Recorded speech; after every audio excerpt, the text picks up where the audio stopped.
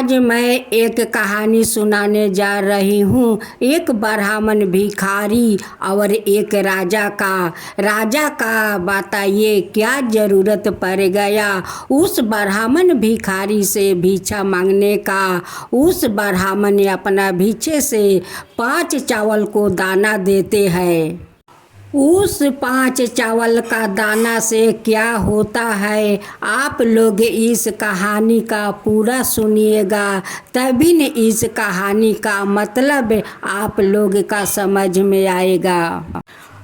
तो चलिए इस कहानी का हम लोग सुनते हैं। एक गांव में एक ब्राह्मण और ब्राह्मणी रहा करते थे।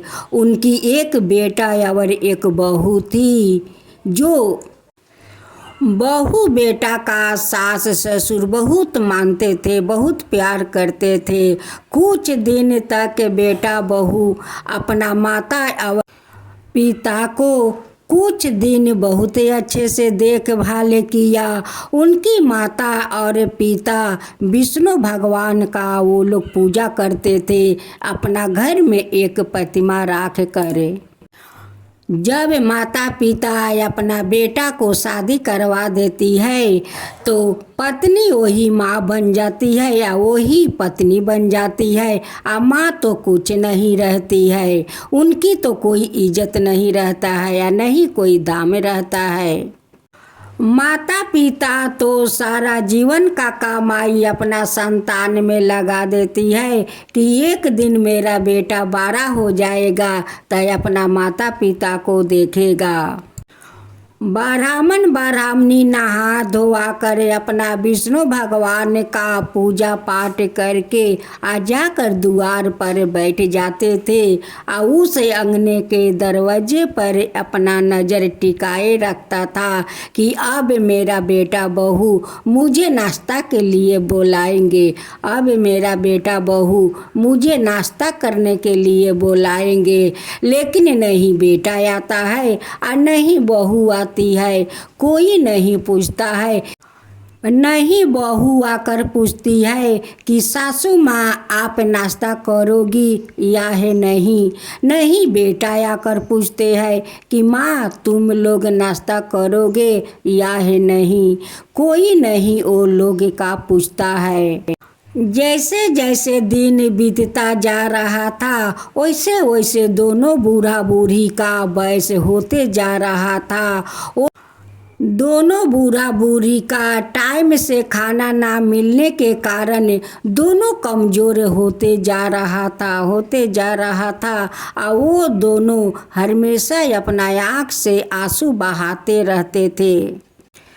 बहुत ऐसी माँ है कि जो माँ का संतान अपना माँ को दुख तकलीफ देता है तो उनके मन को बहुत चोट पहुँचता है। तभी मन के दुखे कहती है कि अगर मेरा मालूम होता कि मेरा बेटा बड़ा होकर मुझे इतना तकलीफ देगा तो उन्हें जन्मते ही मैं नीमक खिलाकर मार देता, बिना संतान के मैं रह जाता। तभी माँ को बहुत तकलीफ पहुँचता है।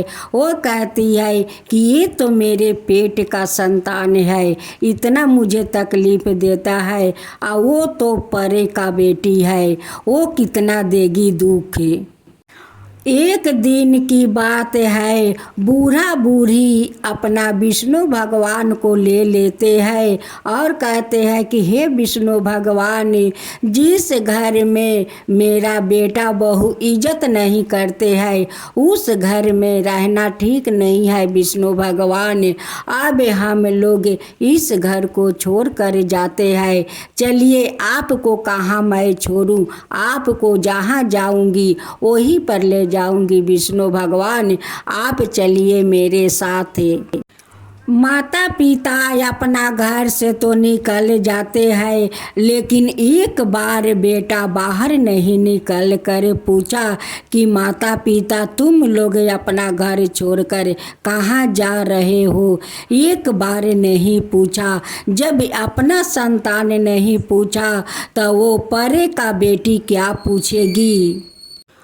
दोनों बूढ़ा बूढ़ी चलते चलते बहुत थक गया था, बहुत थक गया था।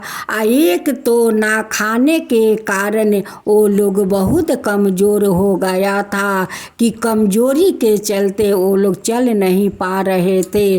तब ब्राह्मण देव कहते हैं कि हे विष्णु भगवान, हम लोग का इतना तकलीफ होते हैं, आप क्यों हम लोग के साथ आप तकलीफ़ सहते हैं? विष्णु भगवान क्यों सहते हैं? आप चल जाइए, दूसरा स्थान खोज लीजिए। हे विष्णु भगवान, दूसरा स्थान खोज लीजिए। तब जानते हैं विष्णु भगवान का प्रतिमा से क्या आवाज़ निकलता है। उस प्रतिमा से क्या आवाज़ निकलता है, ये आवाज़ को आप लोग सुनिए कि क्या आवाज़ निकलता है। विष्णु भगवान कहते हैं कि नहीं नहीं ब्राह्मण देवता, नहीं, आप लोग का छोड़कर मैं कहीं नहीं जाऊंगा, कहीं नहीं जाऊंगा। जहाँ आप लोग रहेंगे वही मैं भी रहूँगा, लेकिन आप लोग का मैं कभी अकेला नहीं छोड़ूंगा। हे ब्राह्मण देवता, हे ब्राह्मणी माता, आप लोग का मैं कभी अकेला नहीं छोड़ूंगा। तो देखिए, दुनिया में भगवान होते हैं, भगवान नहीं होते तो दुनिया नहीं होता। आज भगवान है कि दुनिया में संसार है। भगवान तो उसी का पास होते हैं जिसका मन पुलिसकार है, और भगवान का पति उनकी प्यार है। भगवान तो थोड़ा प्यार खोजते हैं, वो पूजा नहीं खोजते हैं, वो प्यार खोजते हैं। वो प्यार उस ब्राह्मण और ब्राह्मणी में थी। जात जात एक झोपड़ी मिलता है। ब्राह्मण देव कहते हैं कि देखो भगवान ने हम लोग का रहने के लिए तो झोपड़ी मिल गया, देखो विष्णु भगवान ने हम लोग के लिए झोपड़ी तो दे ही दिया, इसी झोपड़ी में हम लोग अपना जीवन बिताएंगे। अब तो ब्राह्मण देव और ब्राह्मणी उसी झोपड़ी में रहने लगे, लेकिन वो लोग का पास तो खाने के लिए एक दाना भी नहीं था, वो लोग का पास कुछ भी नहीं था। वो लोग तो बहुत तकलीफ में था कि अब मैं क्या करूं, मैं क्या करूं। ब्राह्मण देव कहते हैं कि भगवान आप चिंता मत करो, मैं गांव में जाता हूँ भिक्षा मांगने, देखती हूँ कितना भिक्षा मिलता है, उसी भिक्षा से हम लोग गुजारा करेंगे। भगवान, हम लोग गुजारा करेंगे, तुम चिंता मत करो। ब्राह्मण देव 5 घर से दक्षिणा मांग कर ले आते हैं और मिट्टी का हांडी में चावल को पकाते हैं, और दोनों ब्राह्मण ब्राह्मणी उस चावल को भोजन करते हैं। पहले अपना उस भोजन से विष्णु भगवान को भोग लगा देते हैं, तब जाकर खुद भोजन करते हैं। ब्राह्मण देव विष्णु भगवान से कहते हैं कि हे विष्णु भगवान, इसका सेवा तो मेरे पास कुछ नहीं है आपको देने के लिए, इसी चावल को आपको भोजन करना होगा विष्णु भगवान। ब्राह्मण देव 5 घर से ही वो रोज दक्षिणा मांगते थे, रोज दक्षिणा मांग कर ले आया करते थे, और उसी मिट्टी के हांडी में वो चावल को पकाकर वो दोनों भोजन करते थे। उसी गांव में एक धनवान राजा रहा करते थे, जो राजा गरीब को बहुत दान पुण्य करते थे। एक दिन उस राजा का महल में एक महात्मा आते हैं और कहते हैं कि हे राजन, आपका इस महल पर तो एक संकट है, जो आपका मृत्यु होने वाला है। अब तो राजा इस बात को सुनकर बहुत चिंतित हो गए और कहने लगे कि हे महात्मा जी, इस संकट से निकलने के लिए कोई उपाय नहीं है। वो महात्मा जी कहते हैं कि हाँ राजन है, उस संकट से निकलने के लिए एक उपाय है कि जो आपको करना होगा। हे महात्मा जी, आप कृपा करके उस उपाय को आप बताइए, मैं उस उपाय को ज़रूर कोशिश करूँगा। महात्मा जी कहते हैं कि हे राजन, जब अपना मंत्री गण के साथ जब आप रास्ते में निकलेंगे भिक्षा मांगने के लिए, जो रास्ते में आदमी आपका सामने आ जाएगा उसी के सामने अपना हाथ पसार दीजिएगा और उन्हीं से भिक्षा मांग लीजिएगा। तभी आप उस संकट से मुक्त हो जाएंगे। राजन ने एक दिन ब्राह्मणी अपना ब्राह्मण देव से कहती है कि हे ब्राह्मण देव, इस गांव में एक राजा रहते हैं, जो राजा बहुत दानी है, बहुत दयालु है, सब गरीबों को दान करते हैं। एक दिन आप उस राजा का दरबार जाइए तो आपका राजा कभी खाली हाथ नहीं आने देंगे, कुछ न कुछ धन तो देंगे।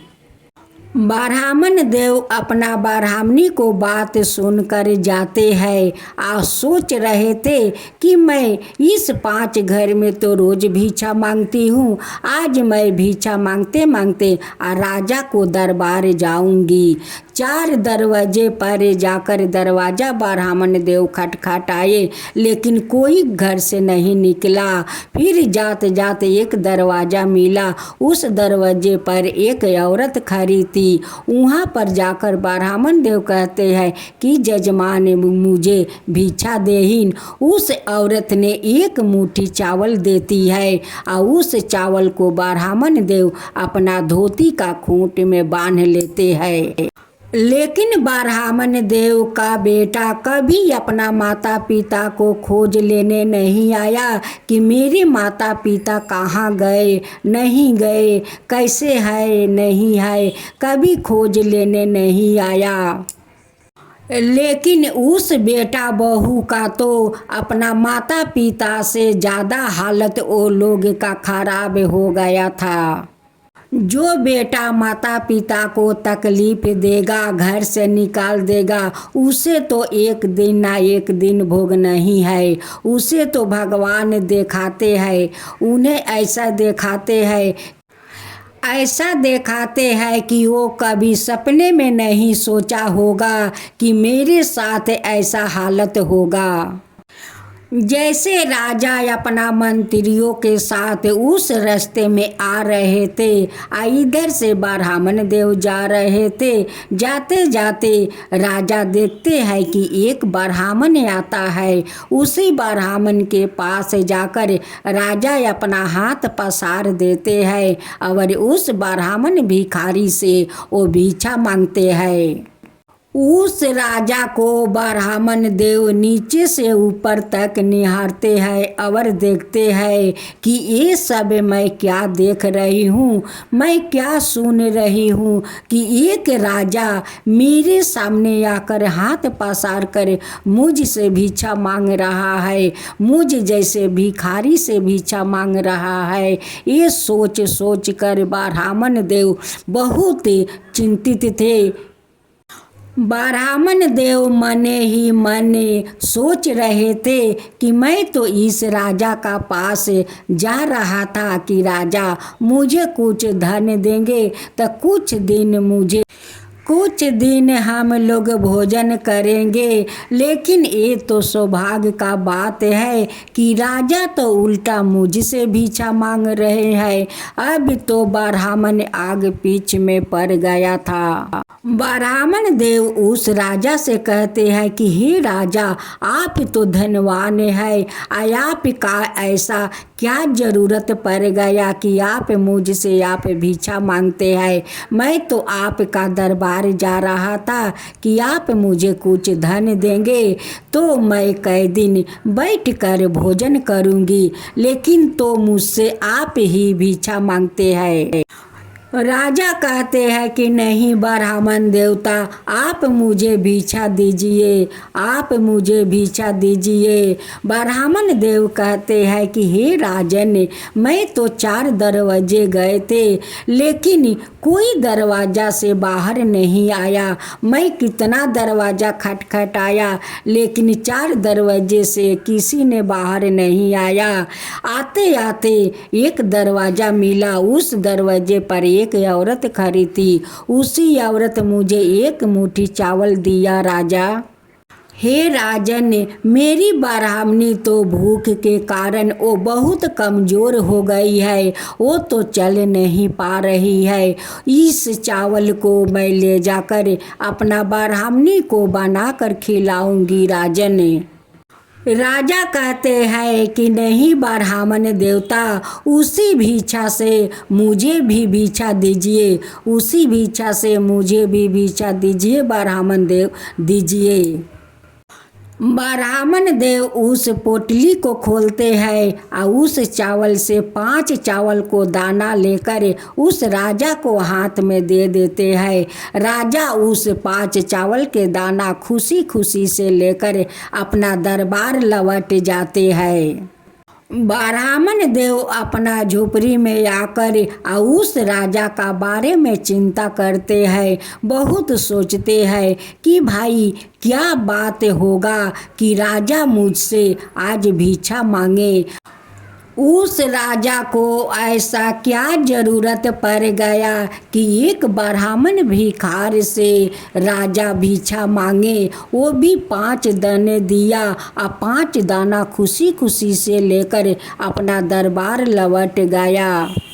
ब्राह्मणी अपना ब्राह्मण देव से कहती है कि हे ब्राह्मण देव, आप क्या सोच रहे हैं, क्या चिंता कर रहे हैं, हमें तो बताइए कि आप क्या सोच रहे हैं।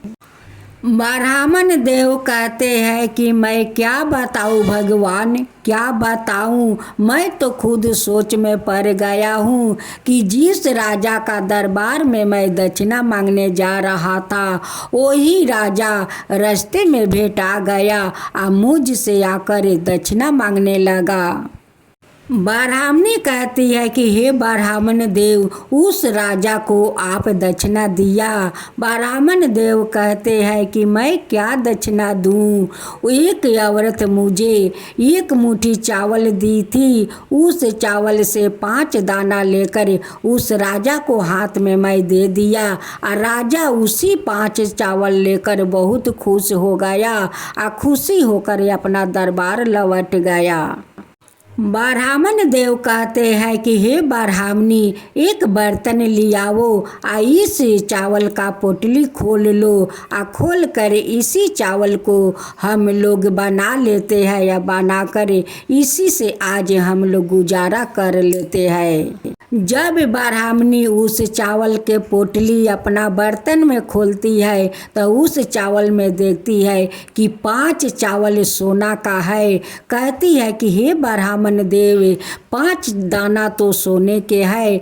ब्राह्मण देव देखकर बहुत आश्चर्य में पड़ गए कि यही 5 दाना तो मैं राजा का हाथ में दिया था। ब्राह्मण देव कहते हैं कि हे ब्राह्मणी, ये कैसा चमत्कार है, ये भगवान का कैसा इशारा है ब्राह्मणी, कैसा इशारा है। ब्राह्मणी उस 5 सोने के चावल ले जाकर विष्णु भगवान का चरण में रख देती है और कहती है कि हे विष्णु भगवान, इस 5 चावल को आप ही संभालिए। उसी एक मुट्ठी चावल को ब्राह्मणी उस मिट्टी के हांडी में बनाती है और दोनों पति पत्नी भोजन करते हैं और भोजन करके दोनों सो जाते हैं। एक मूषक महाराज उसी रात में आते हैं और उस 5 सोने का चावल को उठाकर 5 कोने पर रख देते हैं। जब ब्राह्मणी को सुबह आँख खुला तो अपना को देखती है कि हम लोग तो झोपड़ी में था, ये राती इतना बड़ा महल कैसे हो गया। हम लोग तो राजा का पोशाक में है, हम लोग का घर में इतना धन रात भर में कहाँ से आ गया। दोनों ब्राह्मणी उस चमत्कार को देखकर विष्णु भगवान का पास जाते हैं और कहते हैं कि हे विष्णु भगवान, ये आपका कैसा चमत्कार है, कैसा चमत्कार है विष्णु भगवान कि राती इस महल बन गया। और हम लोग राजा रानी के तरह सज गया। हे विष्णु भगवान, राजा रानी का तरह सज गया। ये तो आपका चमत्कार है हे विष्णु भगवान, चमत्कार है। उसी गांव में जाकर उस ब्राह्मण देव को नालायक बेटा भिक्षा मांग रहा था। जब उस माता पिता को उस नालायक बेटा पर नजर पड़ा तो देख कर वो लोग का मन पिघल गया। ब्राह्मण देव कहते हैं कि छोड़ दो ब्राह्मणी, छोड़ दो, भिक्षा मांगने दो। वो जो हम लोग के साथ किया है उसका तो परिणाम उनका भोगना है। मांगने दो ब्राह्मणी, मांगने दो।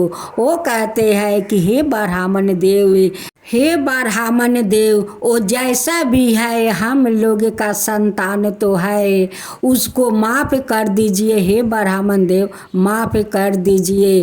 वो तो जो किया है उसका तो भोग उसका मिल गया है ब्राह्मण देव, उसका भोग उनका मिल गया है। दोनों माता पिता अपना बेटा और बहू को सम्मान से बुलाकर ले आते हैं और उस महल में रखते हैं। विष्णु भगवान उस नालायक बेटा का सपने में जाकर दर्शन देते हैं और कहते हैं कि देखो देखो, तुम्हारा माता पिता को देखो, उस ममता को देखो, उस ममता को देखो कि वो ममता तुम्हारा इस हालत में देखकर कैसे तड़प रही है। उस ममता को देखो, उसी ममता को तुम लोग खाने तक नहीं पूछता था। तुम लोग कभी अपना माता पिता को प्यार से बात किया, प्यार से भोजन करवाया, नहीं करवाया। तुम लोग तो अपने मस्ती में हैरान थे। अपने मस्ती के लिए माता पिता को तो भूल गया था। नहीं खाने के लिए पूछता था और नहीं उन्हें नाश्ता के लिए पूछता था कि माता पिता तुम लोग नाश्ता किया या है नहीं। कभी तुम पूछा, कभी नहीं पूछा। आज उस माँ का ममता को देखो कि तुम दोनों को रास्ता से उठाकर इस महल में सम्मान से ले आई, लेकिन तुम दोनों तो माँ को नहीं पूछा कि माँ पिताजी आप लोग कहाँ जा रहे हो, क्यों जा रहे हो। तुम लोग पूछा, नहीं पूछा अपना माता पिता से कि तुम लोग कहाँ जाओगे, क्या खाओगे, ये सब कुछ नहीं पूछा। अब तो वो सपने में विष्णु भगवान से माफ़ी पर माफ़ी मांगता है कि हे भगवान हमें माफ़ कर दीजिए, हमसे बहुत बड़ा भूल हो गया है। मैं अपना माता पिता को ठुकराया हूँ, बहुत दुख दिया हूँ। आप मुझे माफ़ कर दीजिए विष्णु भगवान, माफ़ कर दीजिए। अब मैं कभी अपना माता पिता को ऐसा तकलीफ़ नहीं दूंगी। अब अपना माता पिता को भगवान मानकर पूजूंगी। हे विष्णु भगवान, वो लोग का पूजूंगी। ये सारे बातें कहकर विष्णु भगवान सपने से अंतर ध्यान हो गए। जब उस बेटा को आँख खुला तो देखता है कि मैं तो सपना देख रही हूँ, अब विष्णु भगवान तो मेरा सपने में दर्शन दिया था, अब बहुत कुछ बोला था। उस ब्राह्मण को बेटा जाकर दोनों माता पिता को पैर पकड़ लेता है और रोता है कि माता मुझे माफ़ कर दो, पिताजी मुझे माफ़ कर दीजिए। आज तो सपने में विष्णु भगवान हमारा आँख खोल दिया, हमारा आँख खोल दिया, पिताजी आँख खोल दिया। अब आप लोग का सेवा करूँगी और पूजा करूँगी। हे विष्णु भगवान, आप तो बहुत बड़ा दयालु है, कृपालु है। उस ब्राह्मणी को आप साथ नहीं छोड़ा, उनकी साथ हमेशा सहायक बन कर रहा। हे विष्णु भगवान, वैसे ही सभी का आप सहायक बन जाइए, वैसे ही आप सभी को ख्याल रखिए। हे विष्णु भगवान, सभी को वैसे ही आप ख्याल रखिए। सभिन का ऊपर वैसे ही कृपा बनाए रखिए हे विष्णु भगवान, वैसे ही बनाए रखिए जैसे कि आप उस ब्राह्मण ब्राह्मणी पर कृपा अपना बनाए रखे, वैसे ही बनाए रखिए हे विष्णु भगवान। जो आपका कथा कहता है, जो सुनता है, जो हुंकारी पड़ता है, उन सब के ऊपर कृपा कीजिए। विष्णु भगवान की जय हो, विष्णु भगवान की जय हो, माता लक्ष्मी की जय हो, माता लक्ष्मी की जय हो। इस कहानी का आप लोग पूरा सुनिएगा क्योंकि एक माता पिता का दुख भरी कहानी है। इस कहानी का आप लोग ज़रूर देखिएगा।